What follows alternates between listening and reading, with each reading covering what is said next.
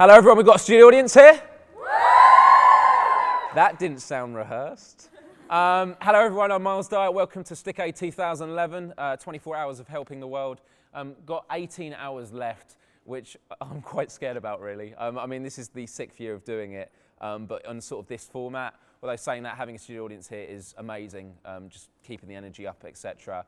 Because you can have all the people with text at home saying keep going, but actually having like energetic voices here really makes all the difference. So we've got some great guests for the next 2 hours, because we're doing this in sort of 2-hour segments with the studio audience. But just to give a sort of a brief of what this is, Stickaid 2011 is a fundraiser event for the charity UNICEF. It's a global charity where we're raising money for children in the poorest regions of the world. We've already had Katie from UNICEF come in, who's given some incredible stories and where the money goes. And the issue I keep bringing up again and again is the issue of sacrifice. And it's the fact that, you know, on a weekly basis, we keep going with things that we want and we don't actually need, when actually there are people in the world right now who need things and they can't get it. And the story I spoke of in the last hour was when I went to see Save the Children. There was a woman who carried her 2 kids for 9 days, only to hopefully find the resources that she needed, but sometimes they do this and do not get it. And all I can say is, if there's anyone out there who can think a week ahead of things you do, whether it's buying a pint at a pub, or it's like me who pays £5 to park my car at the local station because I can't be bothered to walk 30 minutes in the morning, you know, making those sacrifices and donating it to Just Giving instead will make all the difference and will actually save lives.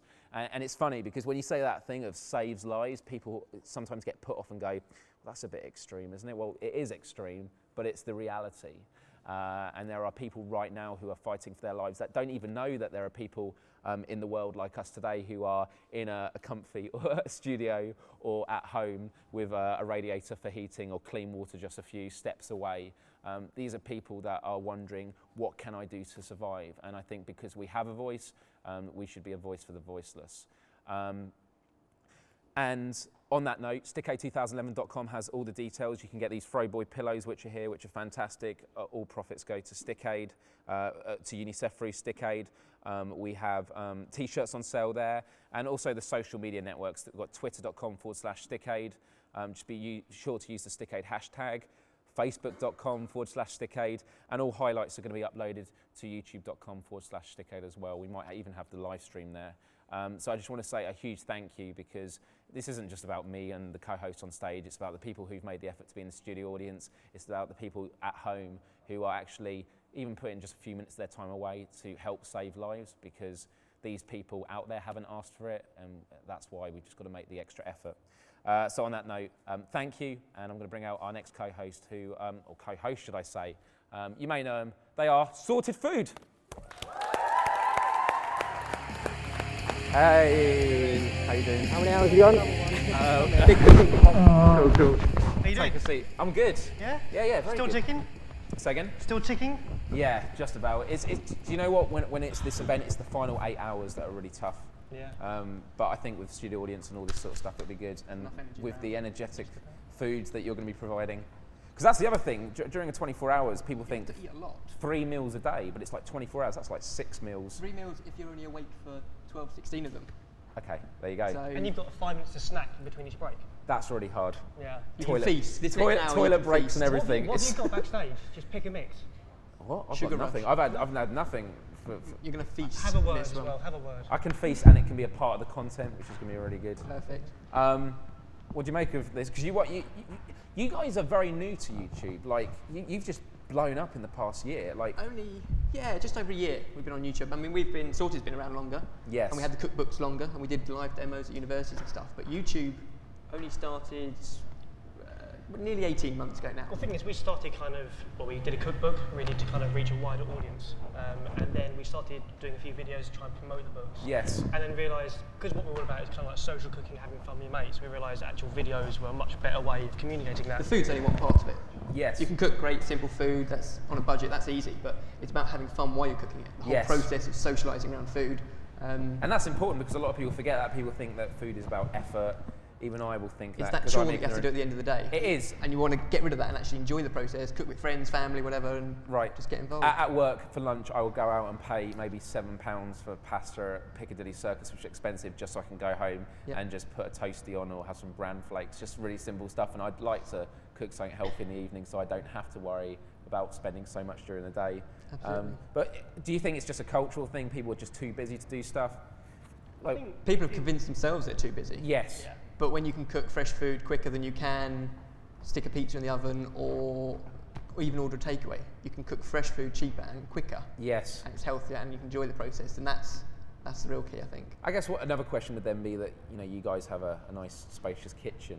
Some people, but what would you say? Not to people everyone like that? is as lucky to have a big kitchen and set. room to have a few cameras involved and all that kind of stuff. So, but the food should be simple. So students, they love one pot cooking. Yes. So you keep things down to minimal equipment and stuff like that. And whatever we do, if we do use blenders and stuff, I think we're going to use one later on. Yes. You can still do it by hand. You can still Definitely. Mash all this stuff up. So That's awesome. keep food simple. I'm just curious, who here actually cooks for themselves? I don't mean put a pizza in the oven and walk away for 20 minutes. That should be all of you. Come on. Yeah. Or at least tried. Sam, can you go with a microphone? I want to hear what's the most creative food people have made. Who thinks they've done something pretty amazing? Who's proud of something? Yeah, Come on. Right, what are you proud of? I like won cooking competitions like last year. Really? And what did you make when you won it? One I made paella, I think, and then the other I made some Turkish dish or something. Paella's pretty So food from around the world. Paella's really nice. cool. What about someone else over here? Yeah. I'm feeling awful now. Well, when I'm at home, I always end up cooking for like my family, and I always cook like stir fry and egg fried rice and stuff. But it's brilliant. Isn't it more satisfying when you're cooking for others as well, though, rather than just yourself? But don't you think that's half the distraction? Because I mean, I live by myself, so I'm cooking for myself, and you can't. If there's a group of you, you can delegate roles. Well, the thing is, that I always social find process. Cooking's also a great way to show off. So sometimes when you're literally cooking for on your own, it's kind of you've got to try and pick yourself up and get yourself going. Yeah. It's getting that barrier, actually realising it is really easy to get into. Definitely. But when you're having an audience, it does make it a little bit more fun. As we have today. Sam, you can keep asking a few more people. Sorry, I was just digressing. I saw some building more on the hands. audience Who's points. You're an impressive cook, are you? A marmalade omelette. A marmalade omelette. What do you think of that, guys? Unique. And Is how does that is unique a positive? How's it taste? Marmalade, I guess. It's an interesting taste. One step off a souffle, I guess. One down here. Eggy, sweet. Yeah, I do. I don't know. I made the inside out burgers that you made with Charlie. Yes. Really? That's what you want to hear. Well, actually, so we've cooked. Was that the cheese inside the burger? The cheese on the inside. That of the blew burger. my mind. I had no idea that could be done. Simple things. But actually, because we've got what we do online is always getting stuff people sorted, whether it's a problem they have, a recipe they want to do. Like I say, we've got Charlie sorted with the burger. That's nice and sort of basic. Fleur, we did ice cream with you, didn't we? Alex has been in. We did one pot sort of jambalaya with him. Now your challenge, you wanted us to get you sorted. I've here been today. asking this for about a year. And most people go for a dish or a situation. You wanted 3 courses. Well, And yeah. we went, that's a challenge. And we turned up, and then last week you told us 3 courses Live. and without any heat. I didn't say that. I'll play along with that. A few health and safety issues. Yeah.